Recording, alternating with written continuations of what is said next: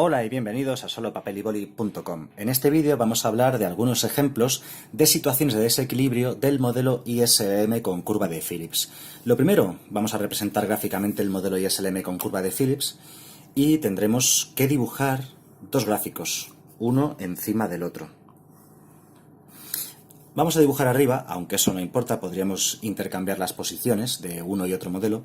Vamos a dibujar arriba el modelo ISLM con el tipo de interés en el eje vertical, la renta en el eje horizontal, la curva LM, que en esta versión del modelo es totalmente horizontal porque el Banco Central determina un tipo de interés inicial concreto, y la curva LM, que podéis dibujarla con curvatura, mejor dicho, o como línea recta, como más os guste.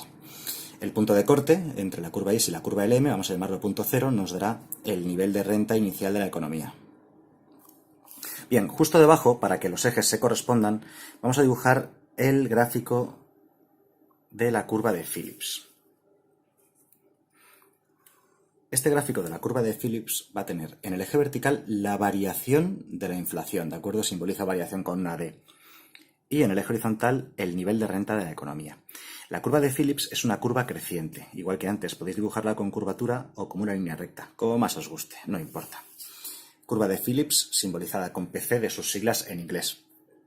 Bien, este nivel de renta inicial que estamos marcando aquí se corresponderá con el nivel de renta que vamos a ver en el gráfico de abajo de la curva de Phillips. Y nos dará este punto cero inicial de equilibrio, con un nivel de renta I sub 0 y un nivel de inflación pi sub 0. Digamos que este es un punto de partida cualquiera, que representamos para tener una situación inicial para empezar a trabajar. Bien, si el nivel de renta efectivo o actual I sub 0 coincidiese con el nivel de renta natural de la economía, que es aquel al que tiende a largo plazo una economía, entonces este punto cero lo llamaríamos punto de equilibrio natural, o también llamado equilibrio potencial, o también llamado equilibrio de medio plazo.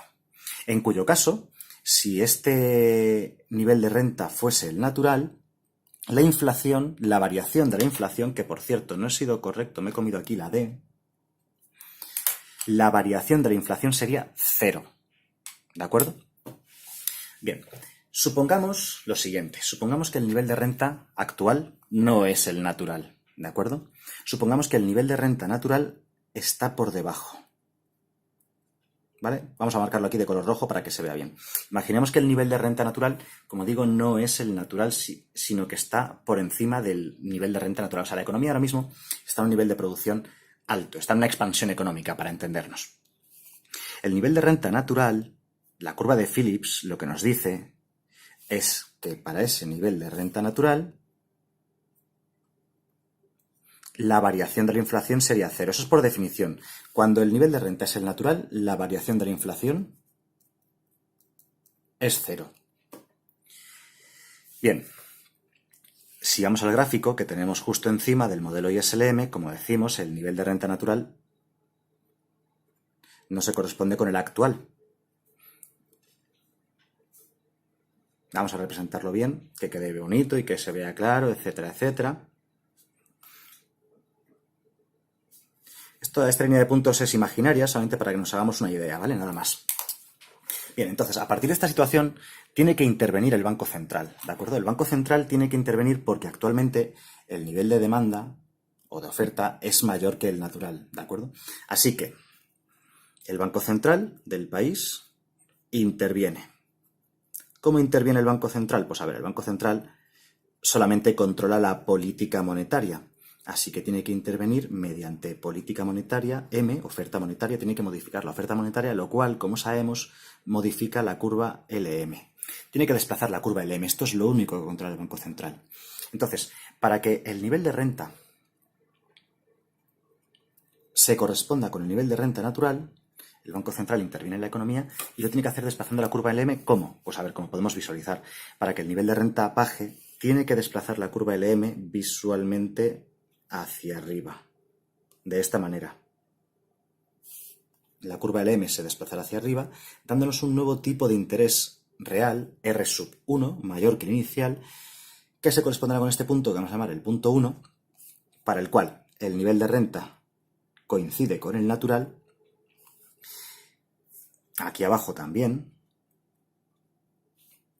y nos moveremos desde el punto 0 hasta este punto, que vamos a llamar el punto 1, que es un equilibrio natural o equilibrio de medio plazo de la economía, para el cual la variación de la inflación será cero. Es decir, antes la inflación era positiva, digamos, la inflación era positiva y por tanto los precios estaban creciendo, se estaba generando inflación. Al volver al nivel natural, lo que consigue el Banco Central, desplazando la curva LM hacia arriba, es reducir la inflación a cero, ¿de acuerdo? Por eso el Banco Central hace esto, ¿de acuerdo? Para reducir la inflación a cero. Bien, por cierto, un pequeño detalle. ¿Cómo hacemos para que la curva LM se desplace hacia arriba? ¿Cómo se hace una política monetaria que hace que suba el tipo de interés? Pues el Banco Central para ello tiene que reducir la oferta monetaria, lo cual desplaza la oferta monetaria hacia la izquierda. Lo que pasa es que la izquierda de la curva LM, imaginad que la curva LM fuese creciente. La izquierda, una reducción hacia la izquierda, sería así. Al haberse tumbado la LM, al haberse hecho horizontal, la izquierda queda hacia arriba, las reducciones son hacia arriba. Es un poco contradictorio, así que hay que tener cuidado con ello. Bien, esto es lo que pasaría si el nivel de renta estuviese por encima del nivel de renta natural. ¿Qué pasaría si el caso fuese justo el opuesto? Si el nivel de renta natural estuviese por encima del nivel de renta actual. Bueno, pues no tardamos nada en volver a dibujarlo y lo representamos ya más rápidamente yendo al grano porque, como podéis imaginar, va a ser lo mismo, pero al revés.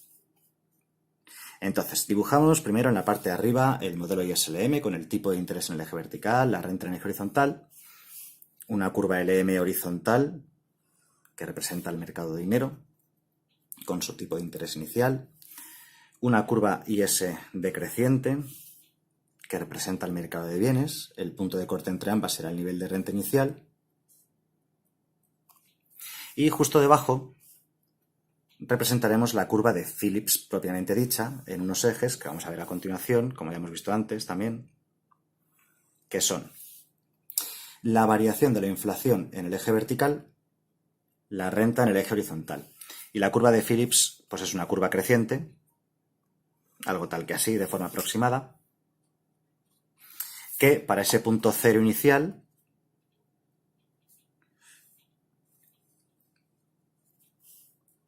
nos va a dar un punto cero inicial aquí también, que nos da un nivel de variación de la inflación cero. Nivel de variación de la inflación pi sub cero, es lo que quería decir.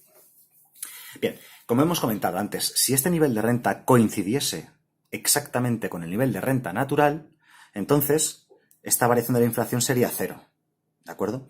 Pero eso no va a ocurrir siempre. Vamos a ver el ejemplo.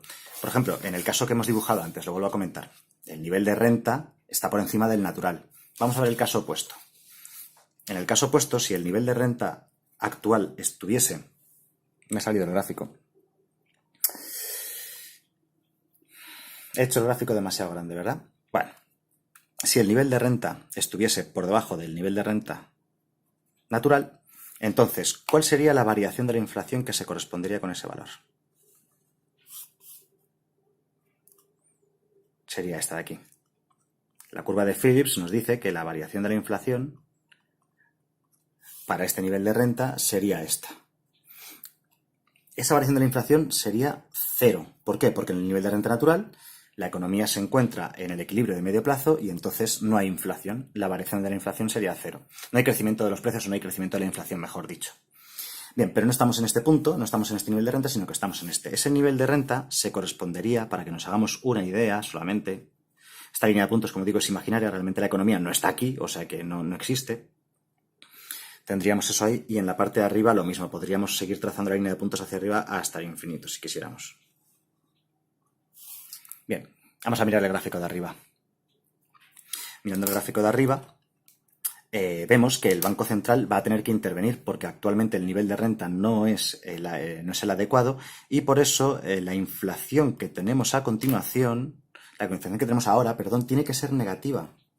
Tiene que ser menor que cero porque la variación de la inflación, o sea, está produciendo deflación, es lo que quiero decir, reducción de los precios. Bien, entonces, el Banco Central, como hemos dicho antes en el mismo ejemplo, el Banco Central tiene que intervenir. ¿Y el Banco Central cómo interviene? Pues el Banco Central solamente controla la política monetaria. Así que modificará la oferta monetaria y con ello la LM para alcanzar el nivel de renta natural. Más o menos, si echamos un ojillo al gráfico, vemos que si desplaza la curva LM hacia abajo, el nivel de renta subirá hasta el nivel de renta natural, hasta ese punto de ahí.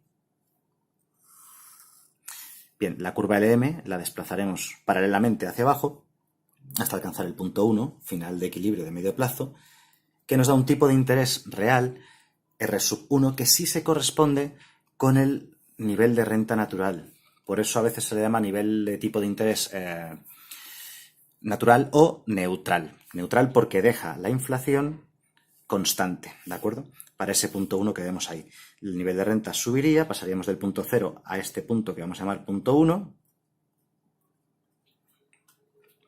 y habríamos alcanzado el nivel de renta natural, ¿vale? O sea, de una forma un poco más o menos, ya digo, parecida al gráfico que hemos visto antes. Bien, pues ya hemos visto entonces los tres casos posibles, que son el de nivel de renta natural, el de renta por encima del nivel de renta natural, que es el que hemos visto antes, y este que es el de nivel de renta por debajo del nivel de renta natural.